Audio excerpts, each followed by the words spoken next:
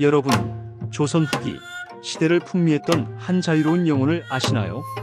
삿갓 하나의 몸을 의지해 전국 팔도를 떠돌며 때로는 날카로운 풍자로 때로는 애달픈 서정으로 세상을 노래한 사람. 바로 김삿갓, 그의 본명은 김병연입니다. 그는 왜 평생을 방랑객으로 살아야 했을까요? 오늘 우리는 삿갓 뒤에 가려진 그의 파란만장한 생애 속으로 함께 떠나보려 합니다. 시대의 아픔을 온몸으로 겪어내고 예술로 승화시킨 한 인간의 고뇌와 저항, 그리고 자유를 향한 갈망. 지금부터 그의 이야기를 시작합니다.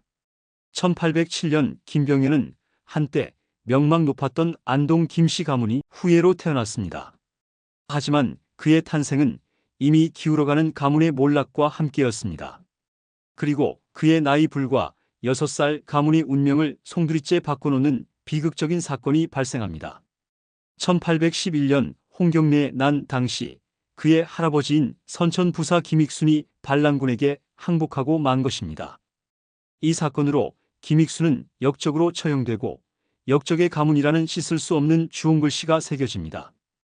어린 김병연은 이 모든 사실을 알지 못한 채 가난과 주변의 냉대 속에서 고통스러운 유년 시절을 보내야 했습니다. 청년이 된 김병연은 뛰어난 재능을 보였습니다.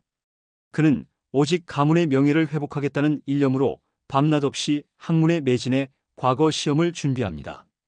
마침내 운명의 날, 시험장에 선 그에게 내려진 시제는 역적 김익순의 죄를 논하라는 것이었습니다.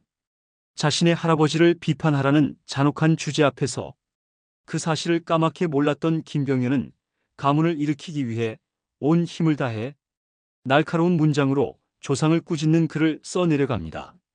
그리고 그의 글은 심사관들의 극찬을 받으며 장원으로 뽑히게 되죠. 가장 큰 영광의 순간이 가장 끔찍한 비극의 씨앗이 되는 순간이었습니다. 합격의 기쁨도 잠시, 어머니는 떨리는 목소리로 충격적인 진실을 털어놓습니다.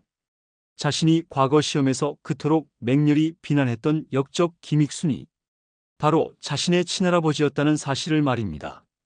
하늘이 무너지는 듯한 충격과 죄책감, 자신의 손으로 조상을 욕보이고 가문에 더 큰 먹칠을 했다는 자괴감에 젊은 김병연은 고개를 들 수 없었습니다. 그는 결국 모든 것을 버리기로 결심합니다. 벼슬도, 이름도, 세상의 시선도. 스스로를 벌하기 위해 푸른 하늘을 볼 수 없다는 의미로 삿갓을 눌러쓰고 정처 없는 방랑의 길을 떠납니다. 김병연은 죽고 김삿갓이 태어난 것입니다. 김삿갓의 방랑은 단순한 도피가 아니었습니다. 그의 삿갓은 죄책감의 상징인 동시에 부조리한 세상을 향한 저항의 가면이었습니다. 그의 시는 썩어빠진 권력층과 탐관 오리를 향한 예리한 칼날이 되었습니다. 힘없는 백성들의 고통과 애환을 어루만지는 따뜻한 위로가 되었습니다. 그는 삿갓 아래에서 그 누구보다 자유롭게 세상을 관찰하고 거침없이 자신의 목소리를 냈습니다. 그의 방랑은 얽매이지 않는 삶의 추구이자 진정한 자유를 찾아 떠나는 구도의 길이었습니다. 그의 중년은 길 위에서 시와 함께 깊어갔습니다. 전국 팔도를 유랑하며 수많은 사람들을 만났고 가는 곳마다 즉흥적으로 시를 지어 사람들을 웃기고 울렸습니다. 때로는 서당의 훈장이 되어 아이들을 가르치고 때로는 몰락한 양반 행세를 하며 한 끼 식사를 얻기도 했습니다. 그의 삶 자체가 한편의 예측 불가능한 시였습니다. 시는 그의 삶의 전부였고 세상과 소통하는 유일한 끈이었으며 그의 존재 이유였습니다. 기나긴 방랑 생활에 지친 말년, 그는 잠시 가족의 품으로 돌아가 정착을 시도하기도 했습니다.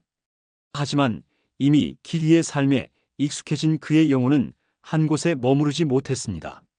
그는 결국 다시 길을 떠났고 1863년 전라도 동복 땅에서 57세의 나이로 쓸쓸히 눈을 감습니다. 그는 내가 죽거든 강가에 묻어달라는 유언을 남겼다고 합니다. 죽어서라도 자연과 하나 되어 영원한 안식을 얻고 싶었던 그의 마지막 바람이었습니다. 김삿갓 김병연.